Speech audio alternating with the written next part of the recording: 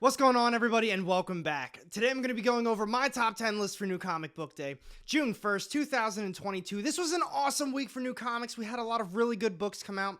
I picked up a total of 12 issues this week, so you know what that means. 2 of them did not make this week's top 10 list. I'm very excited to talk about them, so let's jump right into it. Alright everyone, I hope you all had a fantastic New Comic Book Day this week and you were able to pick up all of your books on time with no delays. Super quick, before I get started off on this week's top 10 list, if you do enjoy the video, be sure to hit that thumbs up button because it really does help out. And if you don't want to miss out on any of my upcoming content, go ahead and hit that subscribe button down below and the little bell to get notified every time I drop new content. You won't regret it. And now everyone, as I begin to talk about this week's top 10 list, as always, just be aware, there's definitely going to be spoilers. I get very excited talking about these books, I let some stuff slip up, or I go to a little bit more in depth than I would like to, but I do put a spoiler tag down below in the corner to give you a heads up that a spoiler is about to be happening. So these 2 books that did not make this week's top 10 list, I'm not going to be getting too in depth with them, but I would love to talk about them a little bit more down below with you guys. The first book that didn't make this week's top 10 list, we've got Marvel's Black Panther, issue number 6. This is cover A. I've talked about this book plenty of times. I don't know what it is. It's not really landing with me. I think the artwork is alright. I think the story is okay as well. I think the only reason I'm still reading it is because I like the mystery behind it all. Right now, this issue picks up where the last one left off. T'Challa is still on the run. He's being framed for the murders, but I want to know who actually committed these murders. This issue in particular had a lot of action, and overall, it was just alright. This might be the last one that I continue with this series. I think I'm going to end up dropping it, but the only other one that did not make this week's top 10 list from Marvel, we've got Alien, issue number 12. This is cover A as well, and this series, I've honestly really liked it. I love the first volume. I like this second arc as well. I really like the build-up, the character development, and I wanted to see all of our survivors just, make it off the planet. However, even though it was a great build-up, I thought it fell a little flat at the end. It felt a little rushed, and overall, I don't know. A lot of the guys who were watching this planet, they ended up making it to the planet, and just from there, just my opinion, like I said, it fell flat. It wasn't what I thought it was going to be, but we're going to see how it goes. I'm going to continue on with this series. I hope the next arc is just as good, but like I said, overall, still great. Just the ending was very okay. But now let's move on to the real top 10 list. And here we go, everyone. Kicking this top 10 list off first, we've got coming in at number 10. This is Marvel's Carnage, issue number 3. This is cover A. Honestly, I really don't think this series is all that good right now. I like the artwork. It's Rom V. He's killer at horror stuff. It's Carnage, such a crazy, deadly symbiote. And just that combo should be so good, but there's something about this series that just isn't landing with me. And I think the only reason I'm still reading it, just like the Black Panther series, is the mystery behind it all.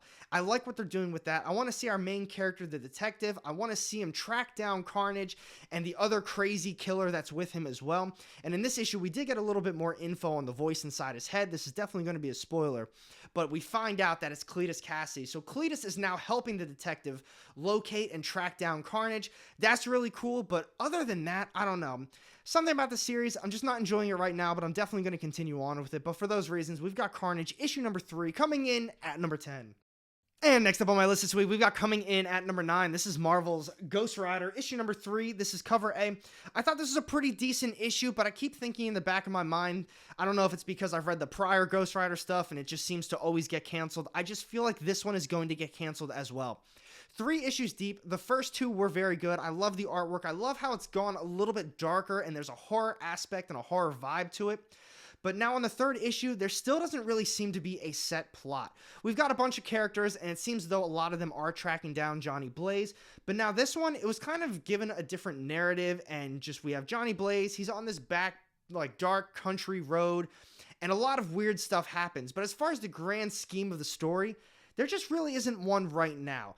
And I think on the last series, it got canceled around maybe the 5th or 6th issue. 3 issues deep, not exactly a set story just yet. Benjamin Percy is a fantastic writer. I've got faith in him, and I just know this is going to be a good one. But as of now, I hope Marvel doesn't do anything just drastic with it. I want to hear your opinions on this one down low. But for those reasons, we've got Ghost Rider, issue number 3, coming in at number 9. Next up this week, we've got coming in at number 8. This is Image's brand new series. We've got The Closet, issue number 1. This is cover A, and I'm going to be honest with you, I felt like this first issue was a big letdown. Maybe my expectations were very high. Maybe I just really wanted a lot more out of it. But a James Tynion series, a horror series from Image, I thought it was going to be something else. Now, this is definitely going to be a spoiler because I'm going to talk about just what happened in this issue, but to be honest, not a lot happened at all. So we've got a family. It mainly just talks about his dad in the very beginning. He's at a bar, and it becomes apparent right off the bat that he's got some problems at home, whether it's with his wife and just some issues happening with his son. He can't sleep too well. Once he leaves the bar, that's when everything becomes very visible that there are some family problems happening at home. After that's out of the way, then you just see his son, and he talks about how, there's the monster in the closet, and eventually you do see the monster. We get a lot of pages with no dialogue on it, and to be honest, that's really it. We get a little cliffhanger, and other than that, I thought once it was over, like, man, did I miss a page or two? It's just, I don't know. I expected a whole lot more. Nothing really happened, just from James Tynion. Let's hear your opinions on this one, but for those reasons, we've got The Closet, issue number 1, coming in at number 8. Next up this week, we've got coming in at number 7. This is DC's The Nice House on the Lake, book number 9. This is cover A. To be honest, this was another slight letdown of an issue. It wasn't a bad issue by any means, but we're 9 issues deep at this point, and every single issue seems to have the exact same format, including this one. We get introduced to a couple new characters, not totally new, but we get a little bit of a backstory on them. How they're related to Walter and why they made it to this house. Why Walter basically believes that they are fit to be in this house with everyone else at the end of the world. After you get that out of the way, the little intro to the issue, then it gets into them being at the house again, and then you get left on a big cliffhanger as always. This issue followed the exact format as the last 7, and at this point I want a little bit more out of this series, mainly because I think it is only a 12-issue miniseries, maybe 15, but I do think it's 12. And I don't know, I feel like we're getting introduced to all these characters, and at this point, I forget who half of them are to begin with, and I just don't want the ending to feel rushed, and I just have a feeling that's exactly what's going to happen. So for those reasons, I'm holding out hope. I do really love this series. I just want a little bit more out of it at this point, but we've got The Nice House on the Lake, issue number 9, coming in at number 7. Next up on my list this week, we've got coming in at number 6. This is Images, Firepower, issue number 21. This is cover A.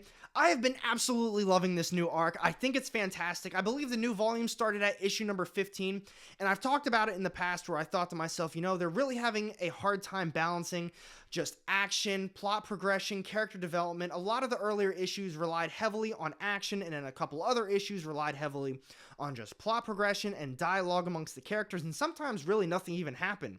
It was just a family sitting down, talking to each other, and it's like, all right, well, why did I read this? It didn't really make a lot of sense. We could have done a lot more stuff. This new volume has been phenomenal. They found that balance. We get a lot of action. We get a lot of character development, and it has just been so good. This issue in particular, it picks up right where the last one left off. This dragon is now in the open world. Other countries are taking notice to it too. It's really affecting the rest of the world. And we have our main character, Owen. His family is still there, and Owen is just gathering all the masters, and they're doing what they can to now take down this dragon and the Serpent's clan. I love it. I highly recommend it. Definitely check it out. Try to find a trade paperback if you can. But for those reasons, we've got Firepower, issue number 21, coming in at number 6. And now, folks, we are down to our top 5 issues of the week, and if you are enjoying the video, be sure to smash that thumbs up button. Now, we've got coming in at number 5 this week. This is Images, A Righteous Thirst for Vengeance, issue number 8. This is cover A. This was a great issue.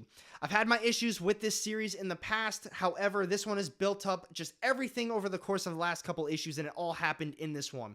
Our main character, he got himself into a little bit of trouble, and to be honest, this issue was complete action. It was very gruesome, very gory. So if that's not your type of thing, it's not like Red Room type gory and torturous type of stuff. There is actually a little bit of torture in this one too. So like I said, if that's not your thing, you might want to skip out on this issue, but overall, very crazy, very cool. Not a lot of dialogue, if almost any dialogue at all, but just it's really built up. You feel the suspense. You feel our main character trying to fight for his life, and just overall such a fun read. I think I noticed that it's getting either canceled or the series is done on issue number 11. I think it ended up getting canceled, and I'm kind of disappointed about that now, because now we got this issue, and I'm really finally getting back into the series, really enjoying it, and it feels like once we're getting back in the groove of things, it just got canceled. So that sucks, but it is what it is. Overall, great issue. Definitely find the back issues if you can, but for those reasons, we've got A Righteous Thirst for Vengeance, issue number 8, coming in at number 5. Next up on my list this week, we've got coming in at number 4 this week. This is Marvel's Miles Morales Spider-Man, issue number 38. This is cover A. This is the start of a brand new arc, and I loved this first issue. I thought they did a phenomenal job on it. I talked about the last couple issues. I had higher expectations for it, especially seeing Miles go into the multiverse. I wanted some really cool stuff to happen, but instead it kind of turned into that series from 2018, or I think it was 2019, just the into the Spider-Verse series, the one that first introduced Billy Morales. And it kind of reminded me of that, and it's just him jumping between different universes, and it was all right. Either way, we got a brand new arc, and they really started off strong on this one. Miles finally landed in the future of just Brooklyn. Salim took over. He is just the overlord emperor of this little borough right now. They kind of sealed everything off, and just they did a great job with it. And you'd think that because it's a brand new arc, brand new area, getting us introduced with the characters that are there, it was going to be a little bit slower, but no. We got that right out of the way. We jumped straight into the action. This is going to be such an awesome arc. This is going to be a little bit of a spoiler, but some of the characters that got introduced. Billy Morales is here. She is just older. Genki's in here as well. Such a fun issue. Definitely check it out. But for those reasons, we've got Miles Morales Spider-Man, issue number 38, coming in at number 4. Down to our final 3 issues of the week. We've got coming in at number 3 this week. This is Images. What's the furthest place from here? Issue number 6. This is cover A. This is the end of the arc, and this was a killer end of the arc. This is the issue that I thought the last one was going to be. The carnival is here. Judgment is happening. All hell breaks loose, and just the families are all at each other. This was a lot of fun. We get left on a nice cliffhanger, and this is definitely going to be a huge spoiler, but man, like I said before, this was a crazy issue. Our main family, they get split up. Some of the family gets put with other families. Everybody is now off in different directions, and I'm very excited to see what this whole new area is. Like I said, this one was a good one, and I know I've talked about this one in the past where I was a little bit on the fence with it, but this is a series I just feel like as the issues progressed, every single issue just got better and better and better. And with this one, when I talked about it in the beginning, how I really didn't like the setup of it at all, where every couple pages they kind of introduced a brand new chapter, I always talked about how I thought, man, you have this good idea, but you just kind of end the idea and start a fresh one, just call it a brand new chapter. I didn't like that at all, but this issue, and I think the last one as well, they didn't really do that as much, and I think that's why I like it so much more. But for those reasons, we've got What's the Furthest Place from Here, issue number 6, coming in at number 3. And now we're down to our final 2 issues of the week, and honestly, this one easily could have gotten the number 1 spot, but we've got coming in at number 2 from Image, we have Little Monsters, issue number 4. This is cover A. This was such a good issue, and I know I've talked about this one in the past as well, where I thought, you know, if you aren't reading this one, definitely wait for a hardcover, trade paperback, because some of the issues, they don't have a lot of dialogue, and it's a Jeff Lemire series. If you've read a lot of Jeff Lemire, you know what I'm talking about, where some of his stuff really relies heavily on the art to tell the story, but then just a little bit of dialogue that they have and the character interactions really help the story as well. This one followed the same format as the other 3 issues.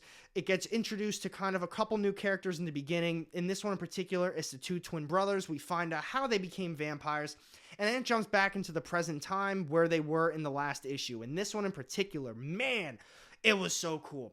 So our vampires, when they found just the humans in the last one, they basically found the whole colony now too. All hell breaks loose, but this is going to be a minor spoiler. Something also happens to one of the vampires. I am so stoked to see where they go with this series. This has been so much fun. I'm a little biased though. You guys know I'm a huge Jeff Lemire fan. I love all the stuff he comes out with. So take that for what it is as well. But overall, such a great issue. We've got Little Monsters, issue number 4, coming in at number 2. And here we go, everyone. This is it, my top read of the week. We've got coming in at number 1 this week. This is AWA's brand new series. We've got New Think, issue number 1. This is cover A. This was a phenomenal first issue. I absolutely loved it, but as much as I loved it, I equally as hated it. I hated it so much, mainly because it really put a perspective on how things are in the world right now. But before I get into that, so the artwork, it really reminded me of Not All Robots. I don't know if it's the same artist or not, but between the art and just the page layout, it definitely reminded me of it. But now, as this issue goes, so, like I said, it really puts a perspective on how things are in the world right now. We see how man just evolved over the years on the front cover, and that's exactly it. So it shows us how we were in the beginning. Just, we work with our hands, we have a job, and just, we're going about our day. And all of a sudden they introduce TVs, computers, cell phones, and now that we are basically the slaves to the screen. It's like our cell phones, they give us a daily update, it gives us notifications. Hell, even restaurants and just other organizations, they send us discount codes as a notification to our phones. It was even saying how we wake up, it's the first thing we do, it's the last thing we do right before we go to bed. Some people even sleep with the TV on. And then throughout your day, you look at a screen all day, you look at your phone all day, and now we are slaves to the cell phone. I cannot wait to see where they go with this series. Such a phenomenal first issue. If you had a light week, if you had a heavy week, I do not care. Take this for what it is. As I always say, just my opinion, but definitely check this one out. Such a good first issue. But for those reasons, we absolutely have taken the crown this week at number 1. New Think, issue number 1. All right, everyone. So what do you think about this week's New Comic Book Day? I'd say overall it's a very good week. New Think, hands down, taking the crown this week. Such a phenomenal first issue. But Little Monsters, such a great one as well. The Closet was definitely a little bit of a letdown, but I'm still excited to see where they go with the series. Nice House on a Lake. I talked about it being a little bit of a letdown as well, but overall, still a great series. I just want a little bit more out of it. I want to know what Walter's up to. Miles Morales, Spider-Man, issue number 38. Great start to a brand new arc. Overall, like I said, such a fun week. But I want to know which books you picked up, what was your top read of the week, and which ones you think I missed out on as well. And thanks for watching this video. If you did enjoy it, be sure to hit that thumbs up button because it really does help out. And if you don't want to miss out on any of my upcoming content, go ahead and hit the subscribe button down below and the little bell to get notified every time I drop new videos. You won't regret it. And I've got 2 more videos sitting off to the side here with more of my comic book content. Click on one of those and I'll see you in the next one. Have a great day.